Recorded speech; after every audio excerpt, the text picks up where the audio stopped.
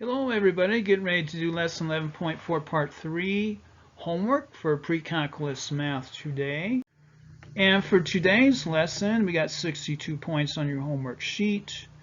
Name, date, period, students, due date for onliners, homeschoolers. Page 1 of part 3, write the first 5 terms of the sequence and find the limit of the sequence if it exists. If the limit does not exist, explain why. Assume n begins with 1. 12 points here. Page 1. Page 2.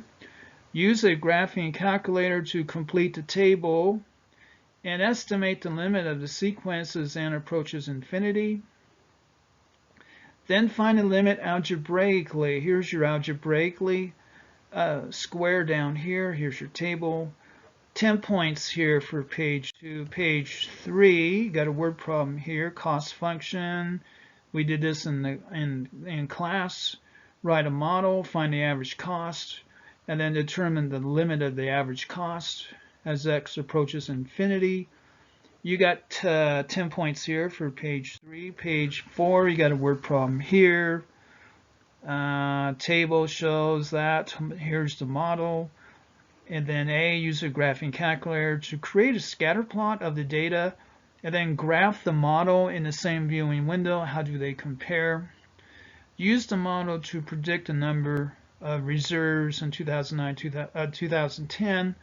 8 points here, page 4. Page 5, continuing on for C and D of the previous page. 8 points here. Is this a good model? Explain. And then page 6, we got another table, kind of like the same thing. Graph it, a scatter plot.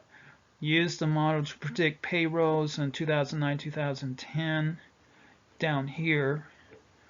And then here is where you put how do they compare. So how do they compare?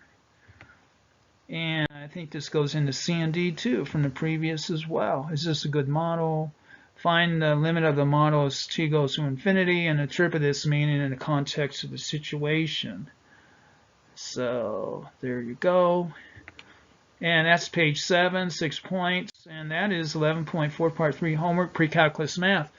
Animated PowerPoint Math Video, AOL.com for course materials and or questions. Thank you.